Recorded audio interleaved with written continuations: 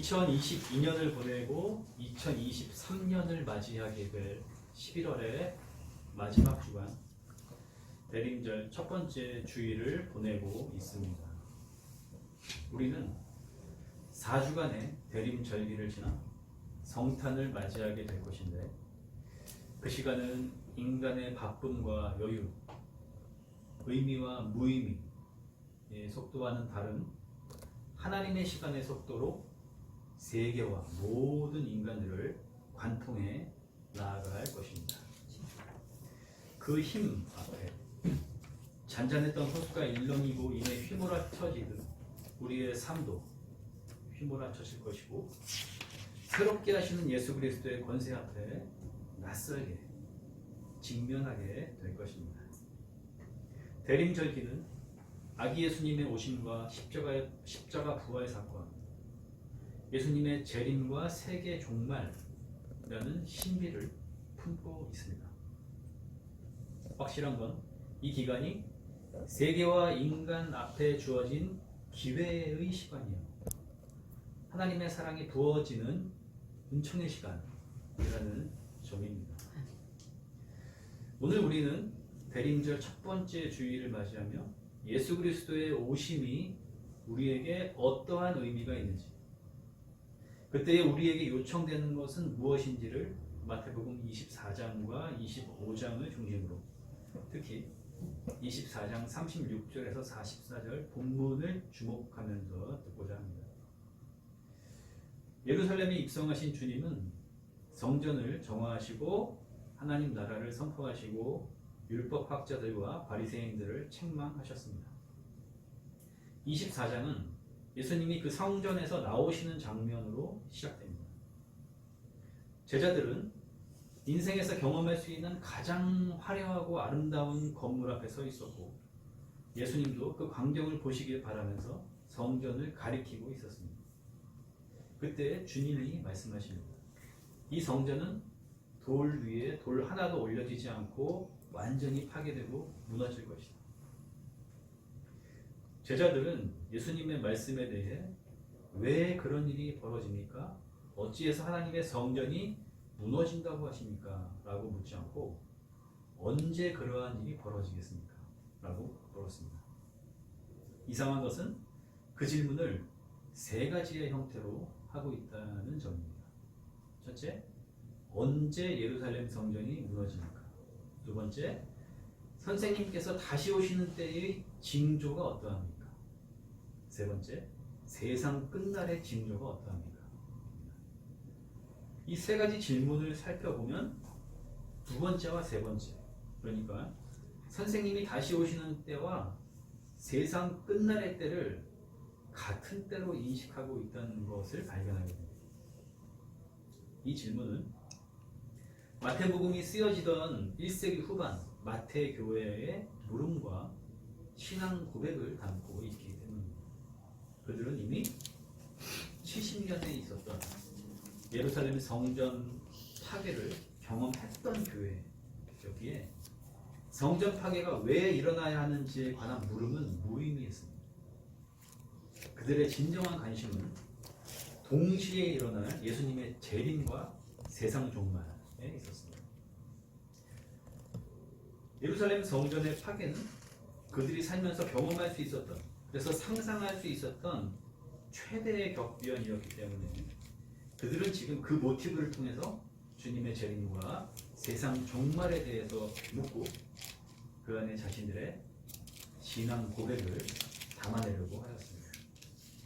그런데 더 중요한 것은 부활하신 주님을 만난 초기 기독교가 예수님을 다시 오실 세상의 심판주로 믿게 되면서 공생애 중에 하셨던 성전 멸망에 관한 이야기들을 종말과 새롭게 하심의 주체이신 예수 그리스도를 밝혀주는 말씀으로 재해석하게 되었다는 점입니다. 예수님은 마태복음 24장, 25장에서 그때에 일어날 일들과 징조, 행동들에 대해서 알려주시고 비유들을 통해 그 상황을 구체적으로 설명해 주시는데, 한 가지의 전제와 두 가지의 요구되는 행동을 말씀하십니다. 그 전제는 오직 그때를 하나님 아버지만 아신다는 것이고, 두 가지의 요구는 깨어 있으라, 준비하고 있으라 였습니다. 예수님은 그때를 아버지만 아시니 너희는 알 필요가 없다고 말씀하시는 것이 아닙니다. 그때를 파악하기 위한 징조를 알 수 있어야 한다라고 말씀하시는 것입니다. 안다는 것, 이 알미라는 것, 곧 깨달음은 깨어있게 하는 근거입니다. 징조는 어떠한 일이 벌어지기 전에 보여지는 전조현상이죠. 주의를 기울이지 않으면 눈치챌 수가 없고, 우매한 사람은 그것이 보여져도 파악할 수가 없습니다. 하나님께 무관심하면 하나님이 보여주시는 것들을 볼 수가 없습니다. 성경은 이 무관심한 자를 우매한 자로 보는 시각이 있습니다.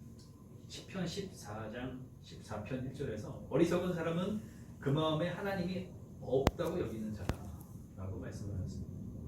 그들은 하나님을 생각하지도 않기에 한결같이 썩어서 더럽고 바른 일을 하는 사람이 아무도 없다라고 하였습니다. 사무엘상 25장에 나오는 나발은 그러한 사람의 전형입니다. 그는 하나님을 두려워하지 않기에 하나님의 사람 다윗을 모욕하였고, 마땅한 선의를 베풀어야 하는 대신 악한 말들을 내뱉었습니다. 나발의 실수는 자신의 행동과 곧 닥쳐올 위험에 대한 인지가 없었다는 거죠. 이미 다윗의 군대는 그 모욕을 갚기 위해서 칼을 차고 달려오고 있었는데 말입니다. 그의 아내, 나발의 아내 아비가일은 하나님을 경외하고 징조를 파악하는 지혜로운 사람이었습니다. 다윗에게 정중한 태도로 나아가서 하나님이 세우셔서 왕이 되실 분이 피해 복수를 하는 것은 하나님의 뜻에 합당하지 않습니다 라고 말함으로써 그날의 위기를 벗어납니다. 예수님의 재림과 세상 종말의 때를 맞이하기 위해서 하나님이 보여주시는 징조를 볼 수 있는 알미 필요합니다. 예수님은 그때에 자기가 구원자라고 속이는 자들이 나타날 것이고, 전쟁과 자연재해가 있을 것이며, 그리스도인들은 환난을 겪지만 복음은 온 민족에게 전파될 것이다 라고 말씀하십니다. 그러시면서 그때를 구체적으로 직면하게 될 제자들, 지금 우리 그리스도인들에게 눈을 열어주시는 가르침을 베푸십니다. 그 단서가 24장 29절. 그때에는 해가 어두워지고 달은 그 빛을 잃고 별들은 하늘에서 떨어지고 하늘의 세력은 흔들릴 것이다. 24장 34절. 이 세대가 끝나기 전에 이 모든 일이 다 일어날 것이다. 25장 42절. 그러므로 깨어 있어라. 너희는 너희 주님께서 어느 날에 오실지를 알지 못하기 때문이다. 네, 담겨 있습니다. 해가 어두워지고 달이 빛을 잃고 별들이 떨어지는 일은 우주적이고 물리적인 현상으로 보이지만 죽음 앞에 직면한 모든 인간들이 겪는 현상입니다. 한 인간의 죽음은 온 세계가 무너지는 사건입니다. 그때 혹은 죽음과도 같은 순간에 인간은 해, 달, 별이 사라진 깜깜한 암흑의 심연으로 빠져들게 되고, 이제까지 자신을 지탱해 주던 하늘과도 같았던 가치관과 기준들이 다 무너지는 경험을 하게 되는 거죠. 그렇습니다. 그 경험은 누구든 자신이 살아가는 시대, 곧 이 세대 안에서 경험하게 되는 거죠. 그날은 분명 어느 날에 일어날 것이고, 그날은 특별한 날이 아닌 오늘과 같은 날임을 명심하라는 것입니다. 노아의 종말 때도 오늘과 같은 날, 지극히 평범한 날, 사람들은 똑같이 먹고 마시고 장가가고 시집가며 지내는 날이었습니다. 먹고 마시고 장가가고 시집감이 악했다는 것이 아니라 그냥 평범한 날이었다는 것이죠. 그렇다면 그날이 오늘과 같은 그런 날이라면 굳이 그날을 위해 깨어 있어야 할 필요성이 있는가? 그게 무슨 소용이 있겠나? 라고 질문할 수 있습니다. 하지만 그저 평범한 어느 날이겠거니 하는 것과 그날이 바로 오늘이라고 생각하는 것은 하늘과 땅처럼 큰 차이입니다. 여기서 한 가지 문제를 짚고 넘어가야 하겠습니다.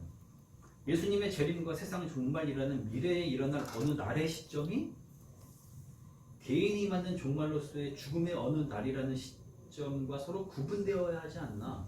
라는 질문입니다. 이 둘은 분명히 다르고 시간적인 차이가 있습니다. 예수님의 재림과 세상 종말의 때는 시간과 역사가 끝나는 때이고 인간의 종말은 그때를 향하여 나아가는 도중에 일어나는 하나의 사건이기 때문입니다. 하지만 다른 시각에서 보면 이 둘은 하나의 시점으로도 볼 수 있습니다. 죽음 이후엔 심판이 있다고 사무사가 말씀하였듯 인간은 죽음 이후 맞이할 첫 순간이 예수님의 재림의 순간이기 때문입니다. 한 인간의 죽음과 예수님의 재림 그 사이에 간격은 없는 것과 같으니 그때가 한 시점이라고 말할 수 있는 것이죠. 기독교 세계관은 어제나 미래가 아니고 오직 오늘을 일관되게 말하고 있습니다. 5분 앞의 일도 예측할 수 없는 인간은 단지 오늘을 하나님이 주신 최종의 날로 여기며 살아갈 수 있을 뿐입니다. 내일은 날의 주인이신 하나님이 우리에게 오셔야만 열리게 될 것입니다. 그러니 하나님을 아는 그리스도인들은 오늘을 마지막 순간으로 이미 문 앞에 와 계신 주님을 맞이할 순간으로 그때를 위한 징조로 받아들이며 살아가야 합니다. 이것이 깨어있으라는 말씀의 의미입니다. 오늘을 그날로 알고 깨어있음으로 주님의 오심과 세상의 완성을 기다리게 된 사람은 드디어 준비할 수 있게 되었습니다. 어떠한 준비가 필요하겠습니까? 두 가지로 제시하겠습니다. 하나는 실제성입니다. 오늘의 말씀을 느긋한 교훈으로 지식을 위한 교양 정도로 좀 더 고민해봐야 하는 과제 정도로 밀어두는 것이 아니라 오늘 미룰 수 없는 실제적 사건으로 받아들이는 것입니다. 노아의 날도 예수님이 오셨던 날도 실제적 사건이 일어난 날이었지만 대부분의 사람들은 일상에 과몰입해서 그 실제적 사건을 눈치채지도 못했고 참여하지도 못했습니다. 예수님의 재림과 종말의 날, 개인의 종말의 날도 지금 이 순간의 오늘과 같이 실제적인 날로서 그날에는 그 누구도 바빴습니다, 잘 몰랐습니다, 어쩔 수 없었습니다 라는 변명 없이 마주 서야 할 것입니다. 또 다른 준비는 올바른 방향을 향하여 나아가는 것입니다. 우리는 무엇을 해야 하는가를 물을 것이 아니라 어디로 향해야 하는가를 물어야 합니다. 예수님은 예루살렘 성전 멸망의 징조에 대해서 23장 15절 다니엘이 예언한 바와 같이 황폐하고 가증한 로마의 상징물들이 성전을 더럽히는 그때에 24장 28절 하늘의 독수리가 모여들 그때에 24장 16절처럼 준비하라고 말씀하셨습니다. 뒤를 돌아보지 말고 소유에 대한 미련을 두지 말고 황급히 산으로 피하라고 말합니다. 그날은 지나간 것에 대한 후회도 미처 끝내지 못한 과업도 가진 것에 대한 집착도 우리의 발목을 잡게 해서는 안 됩니다. 나의 분석과 판단도 예수 그리스도께 피하는 일보다 앞서서는 안 되겠습니다. 우리에게 가장 중요한 생명을 주신 주님, 십자가의 죽으심과 부활로 영원한 생명을 누리게 하신 주님, 생명을 완성하실 주님, 유일하게 피할 안전한 피난처이신 우리 주님을 신뢰해야 합니다. 2000년 전 예수님이 오셨던 그날은 하나님이 우리를 사랑하시어 구원자로 오신 새 날이었으며 동시에 하나님 없는 세계에서 죄의 종로로 타던 인간의 비참함이 종말을 맞은 날이었습니다. 부활하신 예수님이 제자들에게 오셨던 그날은 우리가 입게 될 영광스러운 새 몸을 보여주신 새 날이었습니다. 동시에 더 이상 거짓으로 인간을 속일 수 없는 이미 끝이 난 악의 세력의 종말을 재확인하는 날이었습니다. 이제 다시 오시는 예수님은 새 몸을 덧입혀 주셔서 생명을 완성시키실 주님이시며 동시에 그리스도인들에게 그날이 오늘임을 알게 하셔서 오늘을 새롭게 하시고 절망과 주저함과 무관심에서 다시 일어서게 하시는, 그렇게 하나님 앞에서 살아있는 자로 설 수 있게 해주시는 우리의 주님이십니다. 오늘 깨어 있음으로 예수 그리스도께 피하는 자는 복이 있습니다. 아멘.